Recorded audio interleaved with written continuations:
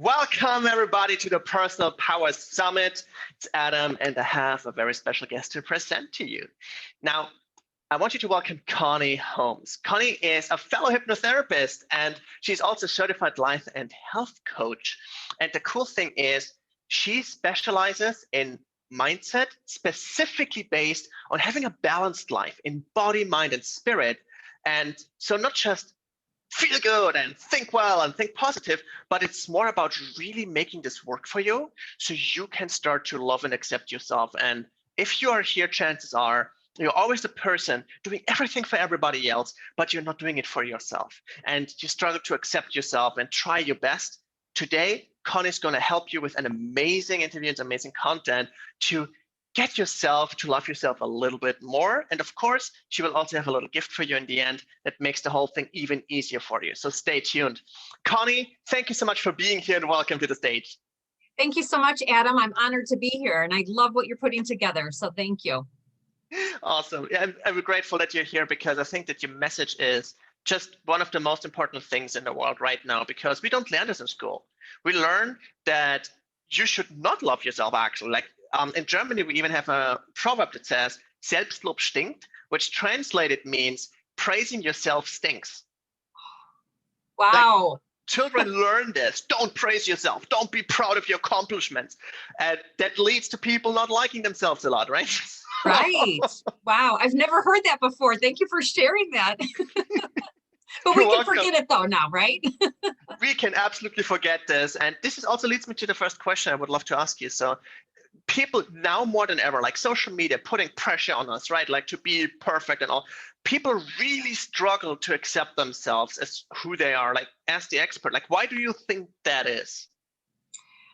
With social media specifically, if that's the exact question, unfortunately, we all know this, but what people put on social media, a lot of it is raw and true, of course. But so much of it, by the time we see it on social media, it's that polished version. I think most of us have probably seen that meme where you see the front of a perfect apple, and then you look at the backside that you don't see, and it has a bite out of it, and it's rotten, and that type of thing. So unfortunately, that's quite misleading. So I always encourage people that when you're on social media, well, first of all, have an intent for why you're out there exactly. But then also, take everything with a grain of salt, because you're just not quite sure, what exactly is being shown. There's also that visual that we've probably all seen too, which is the iceberg.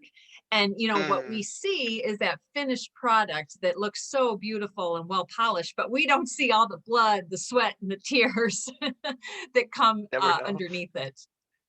Exactly. And like, if we go even deeper than that, like, do you think that even people that don't have social media a lot, right? A lot of people don't have it and they still struggle to love themselves. Like, where do you think is the reason for that for people who have not been exposed to that yet? Yeah, unfortunately, I think part of it is just, maybe their upbringing, like you just shared, that saying from Germany. Thank goodness I never heard that as a child. So thank goodness for that. Right. So, part of it is just, what you've been exposed to, I guess. But I also encourage people, I did publish a book, it's up over my shoulder here. And one of the very first chapters in there is self-reflection, just the vital importance of self-reflection and taking the time to do that. Because when we do that, we're being honest with ourselves, the good, the bad, the ugly, and really looking at it and growing and learning from that. So so I guess I always tell people, be very happy if you were fortunate to grow up in an environment of, self-love and self-acceptance. But if you weren't, as an adult, take responsibility for that and make a decision to flip that switch. So what I'm getting from this is basically, even if you had a bad upbringing, or even if you see all those different things that basically teach you how you should see it, you still have the responsibility and the power to change how you give interpretation to and change how you see the whole thing and redefine who you want to be. Did I get this right? 100%. Yes. Awesome. So in that case, let's say people make this decision. Okay, I want to redo this. I want to change this. Like, how can we make it easier for ourselves to love ourselves? That's a really good question. And, one thing that I do have is with some of my coaching clients and hypnotherapy clients, I have something called the reset method. And so it's an acronym. So, and I'm looking at it here to make sure I don't get anything wrong. But so it's remind yourself where you are and where you want to be. And so that's part of that self-reflection, like, okay, I didn't grow up in a home that taught me self-love and self-acceptance, but I see people in my circle that operate that way and they seem so happy and they seem, very, like they have a purpose in life, and I strive for that. So that's doing that reset to realize where you are and where you want to be. And then the E stands for edit, which is edit that voice in your head.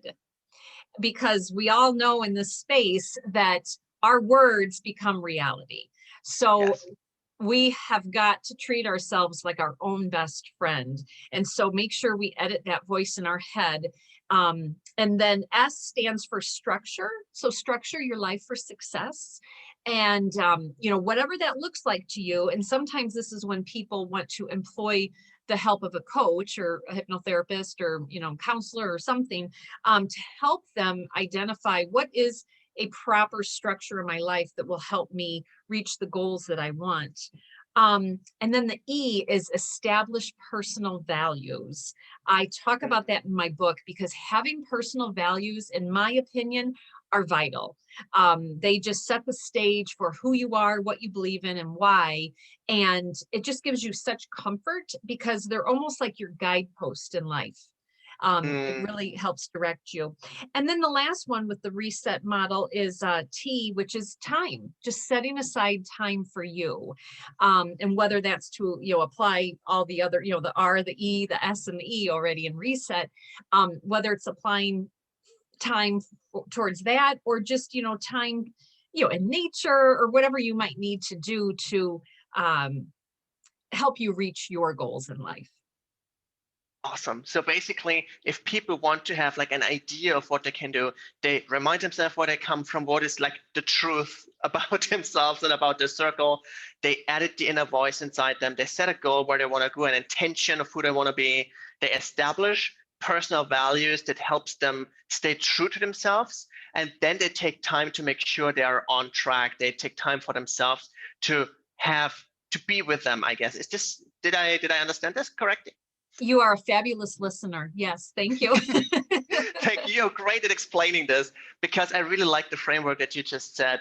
It's easy to give people this, like, no joke. If you're listening today, you see this today, this is something you can literally do right now. Like, you already accomplished time. You're already here. This is for you. So therefore, set an intention of who you want to be, and it will already be easier. And remind yourself nobody's perfect.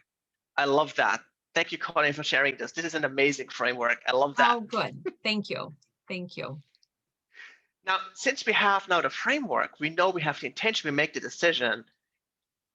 When do we know we are good enough, right? Because society promotes that we should never be satisfied with who we are, because you got to hustle, right? Like, you got to do this, man, never be satisfied. Life is better out there and stuff. But on the other hand side, how does this work together with a journey to self-acceptance? Because sometimes it is necessary to hustle. Sometimes it is necessary to push through a block and to be a little bit hard on ourselves. Like, can you tell us, like, where is the difference? How do I know I'm good enough? When should I push? How do I know? That is an excellent question. And I think that right there is the difficulty for many, many people. So I want to first just start by saying, though, my company name, I got up over my shoulder here, is Be You to Be Full. It was named so intentionally because be you, be yourself. And when you do that, you live a full life. And so everything I do, the undergirding of everything is self-acceptance and self-confidence. It even reflects in my book title. But my bigger message behind that I want everybody to hear, regardless of my company name or not, is We are all beautiful as we are right this second. We all are. Even if we are trying to work on certain aspects of ourselves, all we're doing is trying to enhance tomorrow's version of ourselves. But in the meantime, we are perfect human beings as we are. Just said something that hit different. You said we're trying to enhance the person we will be tomorrow. So everybody says you have to do something that you are somebody different, but it's not about completely rejecting who you are, but it's more about when I wake up tomorrow, I want to be better than today. Is this what you mean? 100%. Yes. Yes. This is awesome. And this makes it so much easier, right? Because if I know I wake up in the morning, I don't have to say, oh, am I different? Am I different? Am I different? No, I'm a bit better than yesterday. Right, right. Can I add, thank you. I love your recaps of this because it's dead on accurate. Let me add, because I had mentioned how this is, though, can be difficult for people. And I hold retreats. And when I hold retreats, I do 2 exercises. And this pennies exercise, I wish I could remember where I found it because I want to always give credit where credit's due, but I just simply don't remember. But what I do is I hand out pennies to to all the attendees. And you know how like coins, they're all used and stuff, and some are bright and shiny new, and others are like just so worn, they probably have like green mold in there and all that stuff. And so I ask everyone to just look at the penny that they have, and and then I talk about how some are shiny and bright new, and others are like been around the block a few times and probably run over 100 times and that type of thing. I say, but you know what? But at the end of the day, if we all were to take our pennies to the bank, they're all valued the exact same. And that is the same with us as human beings. Some might be bright and shiny new, and others, a little bit worn, but that's okay. Our value is the same. So I have goosebumps saying that because you have no idea how deeply I mean that message. The other thing, and I think I speak in pictures. The other thing that I do at these retreats is I show a picture of dogs, and I don't know, probably 12 different dogs in there. And so I ask people, what do you see in this picture? And everyone says, oh, so cute, dogs, puppies, love, like all this stuff. And then I'm like, okay. I said, well, if I was to show a picture of humans and you were in, this picture, what would you see? And more often than not, people would be like, oh, I'm that big, tall one in the back with a long nose, or I'm that short, fat one in the front, like, oh, I hate my picture taken. And so why is it that we can see a picture of dogs and see their beauty for everything that they are? And they're all so different. There are short, fat ones. There are tall, skinny ones, big ears, long nose, whatever. But we don't care. We love them all the same. Why can we not do that with humans? And why do we put ourselves down? This is so brilliant. I love this metaphor. This is amazing. And it is so true. We are able to see the greatness in everybody else except ourselves. Yeah. And we think we are always less worth than everybody, but I love the penny metaphor. And even if somebody else created it, I'm calling it the Connie metaphor from now on. Learn from you. This is awesome. This is something that you just explained makes it so easy for people to finally see behind all their criticism. Oh, I have a long nose. Yeah. And right. you're still worth the same thing when you go to the human bank, so to say, right? Yes. So it's still the same thing, and you're not worth less just because you're different. In fact, it might even be useful. Exactly. And let me turn to the side so you can see my profile. See my hump on my nose? Imperfect, but that's okay. Same here. I have a huge potato nose, right? That's awesome. And yeah, love yourself despite and maybe even because, right? What you have. And so from what I'm getting from this is, and I love that you speak this in such vivid imagery, is that the easiest way to push through is to understand you don't even have to push because there's nothing to push away, because it's just who you are, right? It's not something you need to force yourself into. You just need to understand you don't need to remove something. See Right. what I mean? Yes. I love that. Sweet. All right. So in that case, I can imagine that even though the people heard the metaphor and I know they will love it, they will still struggle, right? They will still need like an instant action step that, let's say, they pause the video right now and they do this one thing right now and they already feel better about themselves and love them more. Do you have a hack like that? It's a really good question. As I said during my reset model, E is for edit the voice in your head. And our thoughts become reality and our thoughts start in our head. So they need to be positive, they need to be beautiful, they need to be productive. And for that reason, I would really say I believe strongly in affirmations or mantras. Now, I know that this is a worldwide video, so I'm going to reference somebody from the United States, but I think he's well enough known that everyone knows him. But Muhammad Ali, the boxer from the 70s or 80s. Yeah. But yeah, and I mean, he did that every day, like what was his but basically I'm the greatest boxer and, all of that. I should have actually looked that up before I referenced him, but I think we all know it though. And oh my gosh, so that's what he said to himself every single day. He said it publicly, every interview he was in, that's what you heard him. And he just came out into that boxing ring all kind of almost cocky, but you need that. Like I'm doing this because you need that to like undergird you and to be your foundation. And so when you are literally feeding your mind, it's like planting a seed and then watering it and caring for it every single day so that it's a safe, beautiful, warm environment that's all light from the sunshine so that you can just break through any barrier, just like a seedling coming through the soil. Awesome. That's also a wonder of nature, right? Because humans are not able to break like concrete, but a small little tiny seed breaks it no problem just because it expands. It's inevitable.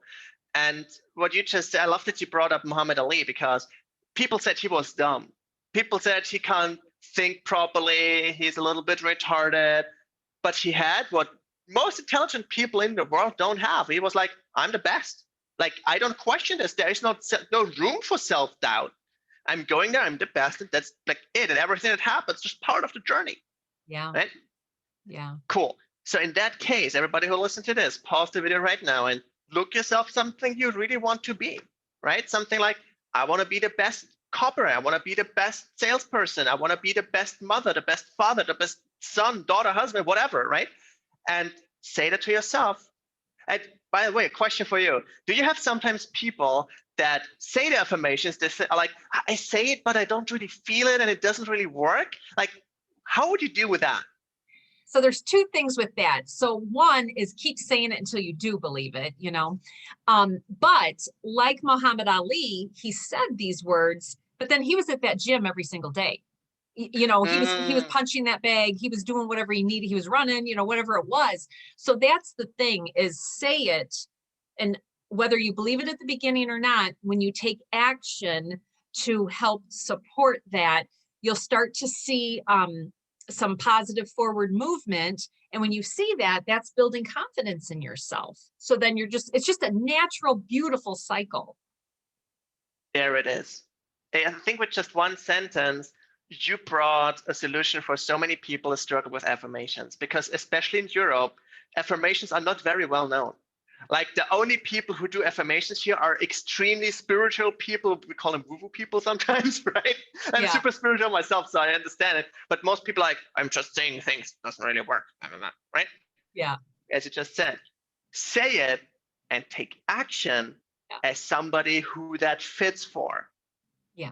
And then you get the result. That is awesome. I love that. Thank you for clarifying that, because that is the key that most people were missing. Right. Yeah. Because otherwise we would all have everything we want, right? If we just wished it. Right.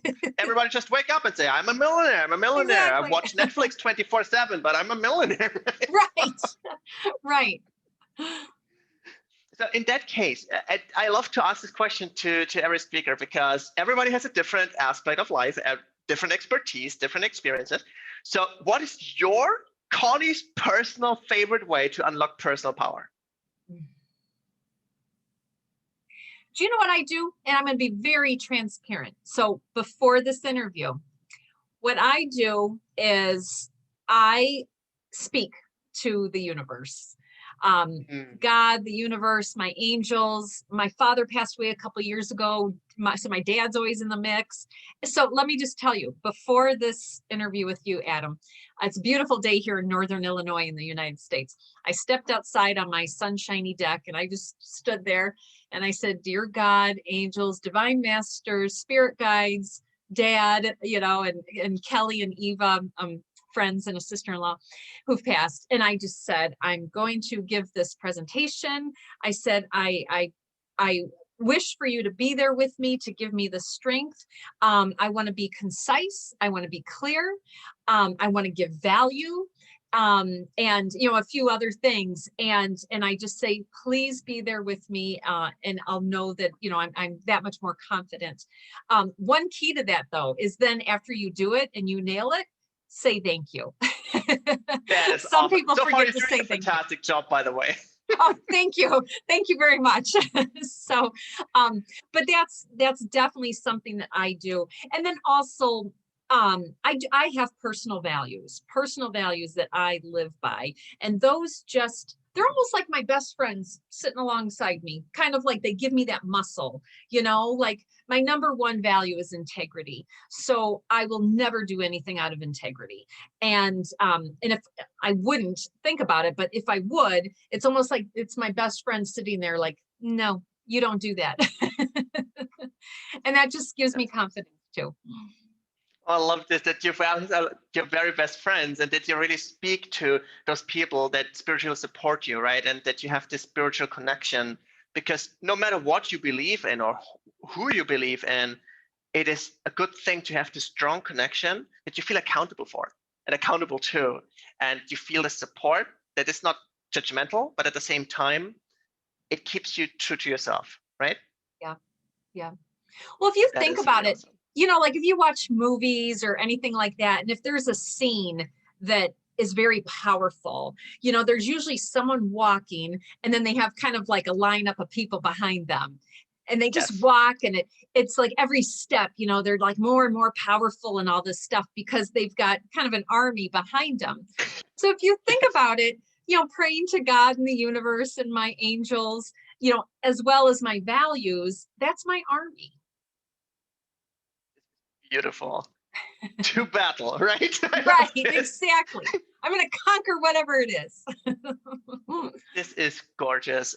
And this is so empowering, right? And I love that you brought this up. So in this case, people already, I'm sure they got a lot of value from you, but you also, you don't stop there. I heard you will give people an amazing ebook, and you said it's called 10 Things That People Who Love Themselves Do Every Single Day, right? So it's Yes. basically like a self-love manual, or? Yeah, 10 things. Cool. So basically, people can use this also to get some instant action today to start to love themselves. I will put the link down below, guys. You can directly download it. And after today, don't forget, guys, if you have the all access pass, we have a second interview with Connie where we deep dive even deeper on the whole thing.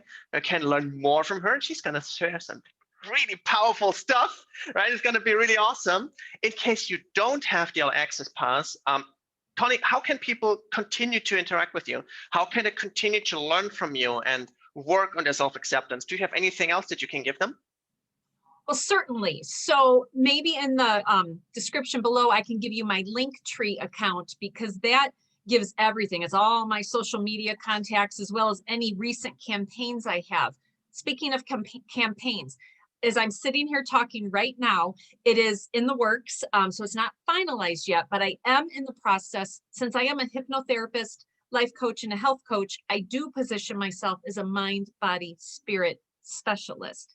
And I actually have a class coming out on that, dedicating a lot. There's a video, there's a blog, an article, and then a free download with everything. Because I walk you through step by step by step how to build your mind, build your body, and then build your spirit. But quite honestly, once your mind and body are built pretty strong, your spirit just naturally follows. I need to be very clear here, even though I'm talking about body it does not mean that you're a toothpick and you're 100 pounds dripping wet or whatever it is, or like muscle bound. It means health, and whatever health means to you. Oh, that's good. It's good to know, because right, as long as you feel good in your own body, that's everything that counts, right? Yep. That's awesome. I definitely will put the link there. Thank you for letting me know. So guys, I hope you will have fun interacting with Connie, because if you like what she just shared, chances are you will love everything she has. And hey, if she brings it out, be one of the first people to take it. Like this is a chance of a lifetime. You don't know. Will she do it again? Will she change it up later? Who knows? Maybe you can't even register anymore because she only takes limited amount of people in it. You don't know. So jump on that. And if you don't want to wait until then, you have the chance right now. Get the all access pass right now and jump in the backstage area where you can join Connie and me for the second part of the interview. All right. In that case, thank you so much, Connie, for sharing so much amazing stuff in this one. And I'll see you backstage. Sounds good. Take care.